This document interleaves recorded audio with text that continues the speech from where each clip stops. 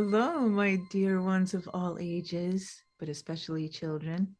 I wanted to talk with you tonight about books, and I'm going to read to you from one of my very favorite books for Christmas. It's called A Christmas Carol by Charles Dickens. Charles Dickens is a very special writer. One of the things he does that I love is he names his characters the way they sound or the way they are.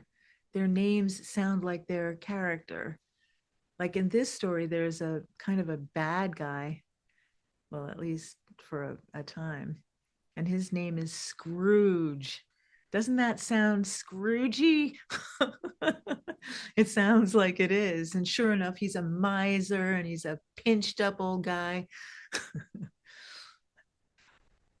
It's also a ghost story. What could be better? Christmas ghost story. So I'm hoping to help you guys understand that books are like portals into a whole nother world. You can travel anywhere in the world by reading a book. You can learn all about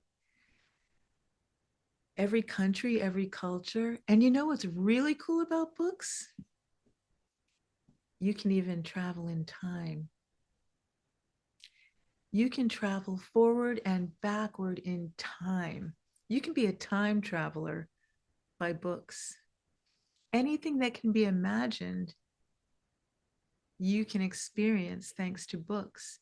And who knows, one day you might even be a writer yourself and take us on magical trips around the world or through time or to other planes of existence. Anyway, let's get started with tonight's book. It's A Christmas Carol. And what I have planned for you is I'm going to get us started, but then members of the Unitarian Universalist Fellowship out of Chatham, Cape Cod, are going to read to you as well. So we're going to do this in installments, the same way Dickens often did. His stories came out chapter by chapter in newspapers. And in this particular book, we don't have chapters. We have what are called staves, because a Christmas carol is a song and a stave is part of a song, a verse. So let's get started. Okay, are you cozy? Are you comfy? Are you cuddled up with a stuffed animal or two? Or maybe your siblings or your pets? Or just me? That'll do. A Christmas Carol by Charles Dickens with illustrations by A.C. Michael. Hodder and Stoughton, New York and London. This book was printed in the city of London at the Edinburgh Press. And now we begin. A Christmas Carol, Stave 1. That's like verse 1. And it's called Marley's Ghost. Marley was dead to begin with. There is no doubt whatever about that. The register of burial was signed by the clergyman, the clerk, the undertaker, and the chief mourner. Scrooge signed it, and Scrooge's name was good upon change for anything he chose to put his hand to. Old Marley was as dead as a doornail. Mind, I don't mean to say that I know of my own knowledge what there is particularly dead about a doornail. I might have been inclined myself to regard a coffin nail as the deadest piece of ironmongery in the trade. But the wisdom of our ancestors is in the simile, and my unhallowed hands shall not disturb it, or the country is done for.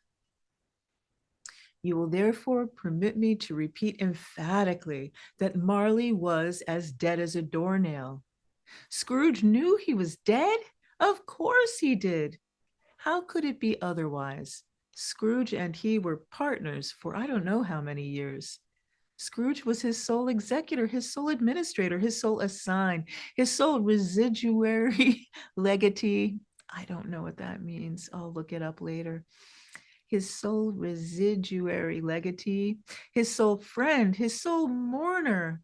And even Scrooge was not so dreadfully cut up by the sad event, but that he was an excellent man of business on the very day of the funeral and solemnized it with an undoubted bargain.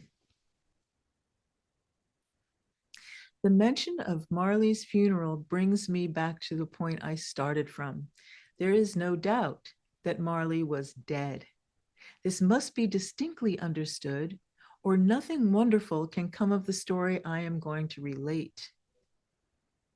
If we were not perfectly convinced that Hamlet's father died before the play began, there would be nothing more remarkable about, there would be nothing more let's try this again. There would be nothing more remarkable in his taking a stroll at night in an easterly wind upon his own ramparts than there would be in any other middle-aged gentleman rashly turning out after dark in a breezy spot, say St. Paul's churchyard, for instance, literally to astonish his son's weak mind. Scrooge never painted out old Marley's name. There it stood, years afterward, above the warehouse door, Scrooge and Marley. The firm was known as Scrooge and Marley. Sometimes people new to the business called Scrooge Scrooge and sometimes Marley, but he answered to both names. It was all the same to him. Oh, but he was a tight-fisted, hand at the grindstone Scrooge, a squeezing, wrenching, grasping, scraping, clutching, covetous old sinner. Oh, such wonderful writing.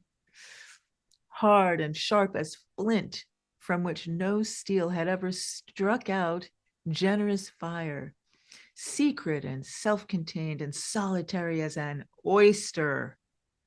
The cold wind within him froze his old features, nipped his pointed nose, shriveled his cheeks, stiffened his gait, made his eyes red, his lips thin blue, and spoke out shrewdly in his grating voice. A frosty rime was on his head and on his eyebrows and his wiry chin. He carried his own low temperature always about with him. He iced his office in his dog days and didn't thaw it 1 degree at Christmas. External heat and cold had little influence on Scrooge.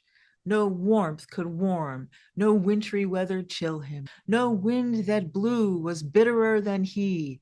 No falling snow was more intent upon its purpose. No pelting rain less open to entreaty.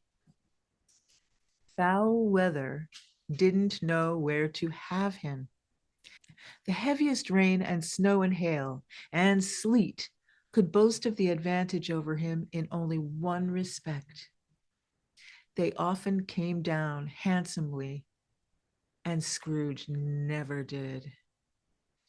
They're trying to say he's cheap.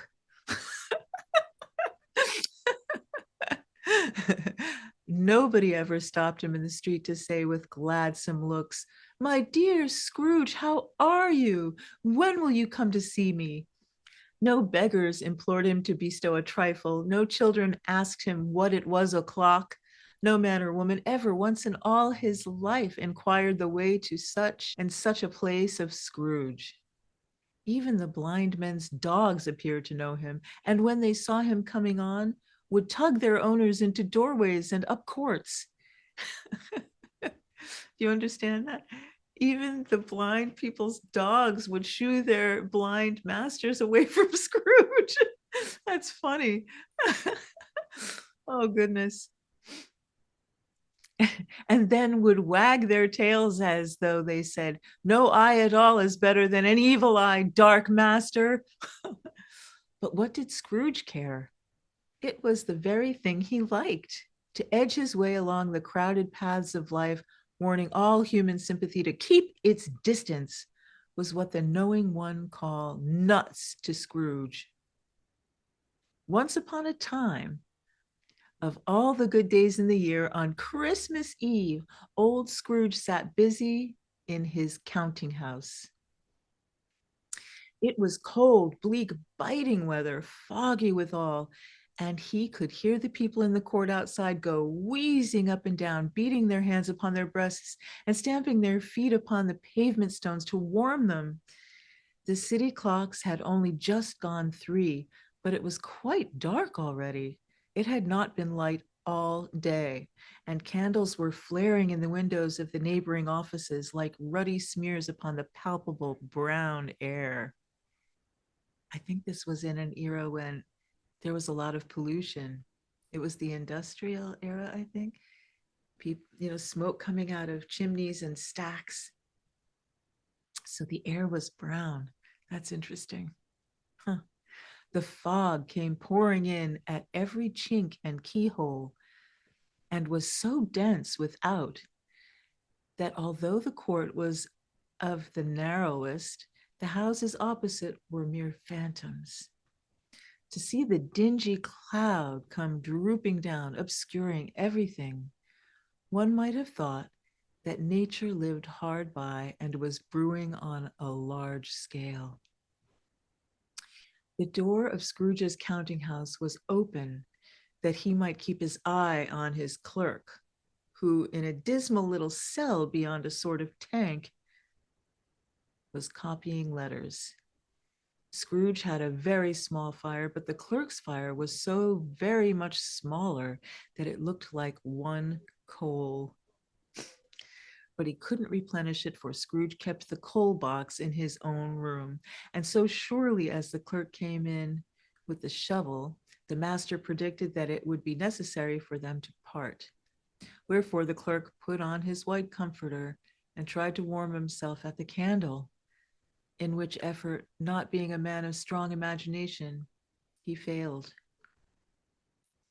And there's this wonderful illustration of the clerk in the little cubicle or cell, the tiny room that has no fire except one sort of a coal, he says, and he's warming his hands by the candle. And oh, the detail. You can see Scrooge behind him with this Scroogey looking face.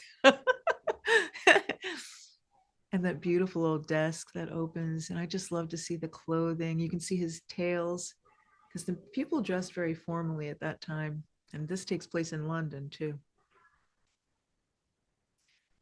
"A Merry Christmas, Uncle. God save you," cried a cheerful voice. It was the voice of Scrooge's nephew, who came upon him so quickly that this was the first intimation he had of his approach. "Bah!" said Scrooge. "Humbug!" He had so heated himself with rapid walk in the fog and frost, this nephew of Scrooge's, that he was all in a glow. His face was ruddy and handsome, his eyes sparkled, and his breath smoked again. "Christmas a humbug, Uncle," said Scrooge's nephew. "You don't mean that, I'm sure." "I do," said Scrooge. "Merry Christmas! What right have you to be merry? What reason have you to be merry? You're poor enough." "Come then," returned the nephew gaily, "what right have you to be dismal? What reason have you to be morose? You're rich enough." Scrooge, having no better answer ready on the spur of the moment, said "Bah!" again, and followed it up with "Humbug!" "Don't be cross, Uncle," said the nephew. "What else can I be," returned the uncle, "when I live in such a world of fools as this? Merry Christmas! Out upon Merry Christmas! What's Christmas time to you but a time for paying bills without money, a time for finding yourself a year older and not an hour richer, a time for balancing your books and having every item in them through a round dozen of months presented dead against you?" "If I could work my will," said Scrooge indignantly, "every idiot who goes about with Merry Christmas on his lips should be boiled with his own pudding and buried with a stake of holly through his heart. He should." "Uncle!" pleaded the nephew. "Nephew," returned the uncle sternly, "keep Christmas in your own way and let me keep it in mine." "Keep it," repeated Scrooge's nephew. "But you don't keep it." "Let me leave it alone then," said Scrooge. "Much good may it do you. much good it has ever done you. There are many things from which I might have derived good, by which I have not profited, I dare say, returned the nephew. Christmas among the rest, but I am sure I have always thought of Christmas time when it has come around, apart from the veneration due to its sacred name and origin. If anything belonged to it can be apart from that as a good time, a kind, forgiving, charitable, pleasant time. The only time I know of in the long calendar of the year when men and women seem by one consent to open their shut up hearts freely and to think of people below them as if they really were fellow passengers to the grave and not another race of creatures bound on other journeys. And therefore, uncle, though it has never put a scrap of gold or silver in my pocket, I believe that it has done me good and will do me good. And I say, God bless it. The clerk in the tank involuntarily applauded. Becoming immediately sensible of the impropriety, he poked the fire and extinguished the last frail spark forever. Let me hear another sound from you, said Scrooge, and you'll keep your Christmas by losing your situation. That's his job. And quite a powerful speaker, sir, he added, turned to his nephew. I wonder you don't go into Parliament. That's the government. Don't be angry, uncle. Come, dine with us tomorrow. Scrooge said that he would see him. Yes, indeed he did. He went the whole length of that expression and said that he would see him in the extremity first. But why? Cried Scrooge's nephew. Why? Why did you get married? Said Scrooge. Because I fell in love. Because you fell in love, growled Scrooge, as if that were the only one thing in the world more ridiculous than a Merry Christmas. Good afternoon. Nay, uncle, but you never came to see me before that happened. Why give it as a reason for not coming now? Good afternoon, said Scrooge. I want nothing from you. I ask nothing of you. Why cannot we be friends? Good afternoon, said Scrooge. I'm sorry with all my heart to find you as resolute. We have never had any quarrel to which I have been a party. But I have made the trial in homage to Christmas, and I'll keep my Christmas humor to the last. So, a Merry Christmas, Uncle. Good afternoon, said Scrooge. And a Happy New Year. Well, that's the end of our first reading. I hope you enjoyed it, and I hope you feel cozy and ready for sleep and wonderful dreams.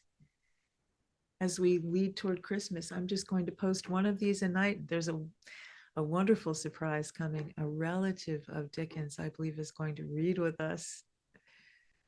And she has some interesting news about Charles Dickens, her great, great, great, great grandfather. So I'm thrilled about that. And I look forward to seeing you at the next installment. Okay, kids, sweet dreams. Mwah. Lots of love. Good night.